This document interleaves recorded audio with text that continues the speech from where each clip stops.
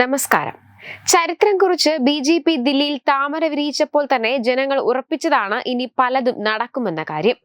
ജനങ്ങളുടെ വോട്ട് നേടി ഒടുവിൽ ജനങ്ങളെ പട്ടിണിക്കിട്ട് സ്വന്തം മണിമാളിക കെട്ടിപ്പൊക്കിയ കെജ്രിവാളിനെ അടപടലം പൊട്ടിച്ചുകൊണ്ട് മിന്നും പ്രകടനമാണ് ഇത്തവണ ദില്ലിയിൽ BJP കാഴ്ചവെച്ചത്.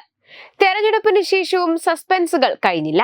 എല്ലാവരെയും ആകാംക്ഷയുടെ മുൾമുനയിൽ നിർത്തിക്കൊണ്ടാണ് RSSന്റെ പ്രിയപുത്രി രേഖ ഗുപ്തയെ മുഖ്യമന്ത്രിയായി പ്രഖ്യാപിച്ചത്. അധികാരത്തിൽ കയറിയ ഉടനെ വനിതകൾക്കായി വമ്പൻ പ്രഖ്യാപനങ്ങൾ രേഖ ഗുപ്ത നടത്തിയതും നമ്മൾ കണ്ടതാണ്. വനിതാ ദിനമായ മാർച്ച് 8 മുതൽ സ്ത്രീകളുടെ അക്കൗണ്ടിലേക്ക് 2500 രൂപ എത്തുമെന്ന് ദില്ലിയുടെ പ്രധാനമന്ത്രി ഇതിനോടകം തന്നെ പ്രഖ്യാപിച്ചിട്ടുണ്ട്. തെരഞ്ഞെടുപ്പിൽ BJPയുടെ സുപ്രധാന വാഗ്ദാനങ്ങളിൽ ഒന്നായിരുന്നു ഇത്. സ്ത്രീകൾക്ക് നൽകുമെന്ന് പറഞ്ഞ സാമ്പത്തിക സഹായം ഉൾപ്പെടെയുള്ള എല്ലാ വാഗ്ദാനങ്ങളും ഞങ്ങൾ നടപ്പാക്കും.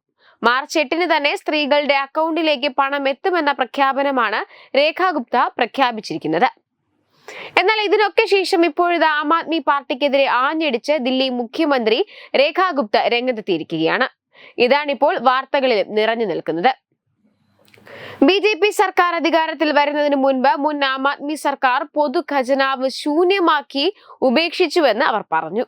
സ്ത്രീകൾക്ക് പ്രതിമാസം 2500 രൂപ ശമ്പള പദ്ധതി വിശദമായ ആസൂത്രണത്തോടെ നടപ്പിലാക്കുമെന്ന് രേഖ ഗുപ്ത ഉറപ്പിക്കുകയും ചെയ്തു. 8ാമത് ദില്ലി നിയമസഭയുടെ ആദ്യ സമ്മേളനത്തിന് മുന്നോടിയായി സംസ്ഥാന പാർട്ടി ഓഫീസിൽ ചേർന്ന യോഗത്തിലാണ് ഇക്കാര്യം പറഞ്ഞത്. ദില്ലിയിലെ അർഹരായ സ്ത്രീകൾക്ക് പ്രതിമാസം 2500 രൂപ വീതം നൽകേണ്ട മഹിളാ സമൃദ്ധി യോജന നടപ്പാക്കുന്നത് സംബന്ധിച്ച് ഉദ്യോഗസ്ഥരുമായി ചർച്ച നടത്തിയിട്ടുണ്ടെന്ന് രേഖ ഗുപ്ത പറഞ്ഞു. നിലവിലെ സർക്കാരിന്റെ സാമ്പത്തിക സ്ഥിതി വളരെ മോശമാണ്. ഇതിന് പിന്നിലുള്ള കാരണം അവലോകനം ചെയ്യാൻ ഉദ്യോഗസ്ഥരോടൊപ്പം ചർച്ച നടത്തിയിരുന്നു. അതിലൂടെ മനസ്സിലായത് മുൻ സർക്കാർ ഖജനാവ് കാലിയാക്കി എന്നതാണ്. എന്നിരുന്നാലും വിശദമായ ആസൂത്രണത്തോടെ പദ്ധതി തീർച്ചയായും നടപ്പിലാക്കുമെന്ന് ഗുപ്ത ഉറപ്പു നൽകി. വികസിത ദില്ലി ഉറപ്പാക്കുകയും ജനങ്ങളുടെ പ്രശ്നങ്ങൾ പരിഹരിക്കുകയും ചെയ്യുക എന്നത് മാത്രമാണ് BJP സർക്കാരിന്റെ അജണ്ടയെന്ന് സംസ്ഥാന BJP പ്രസിഡന്റ് വീരേന്ദ്ര സച്ദേവ പറഞ്ഞു. ദില്ലി ഇപ്പോൾ പുതിയ സർക്കാരിന്റെ കയ്യിൽ സുരക്ഷിതമാണെന്നും അദ്ദേഹം കൂട്ടിച്ചേർത്തു.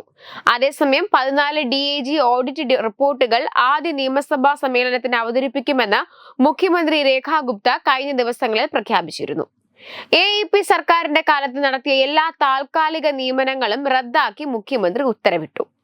വനിതകൾക്ക് ധനസഹായം നൽകുന്ന പദ്ധതി ആദ്യ മന്ത്രിസഭാ യോഗത്തിൽ പാസാക്കാതെ BJP ദില്ലിയിലെ ജനങ്ങളെ വഞ്ചിച്ചെന്ന് ആം ആദ്മി പാർട്ടി വിമർശിച്ചിരുന്നു. മുഖ്യമന്ത്രിയായി ചുമതലയേറ്റതിന് പിന്നാലെ അരവിന്ദ് കെജ്രിവാളിനും AAPക്കും ശക്തമായ മുന്നറിയിപ്പുമായി രേഖ ഗുപ്ത.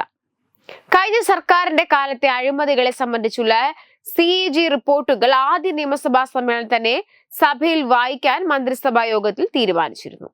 14 DAG ഓഡിറ്റ് റിപ്പോർട്ടുകളാണ് പുറത്തു വരാനുള്ളത്.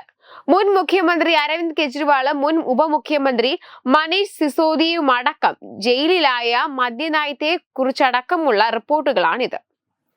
ഇതോടെ കെജ്രിവാളിന്റെയും സംഘത്തിന്റെയും തനി നിറം ജനം അറിയുമെന്ന് മുഖ്യമന്ത്രി പറഞ്ഞിട്ടുണ്ടായിരുന്നു. വെബ് ഡെസ്ക് തത്തുമൈ news. Branding partner Edubix online executive education. Focus physiotherapy centre Pattom. Unnat engineering Gujarat. തീർത്ഥയാത്ര.com. Iron build Gujarat.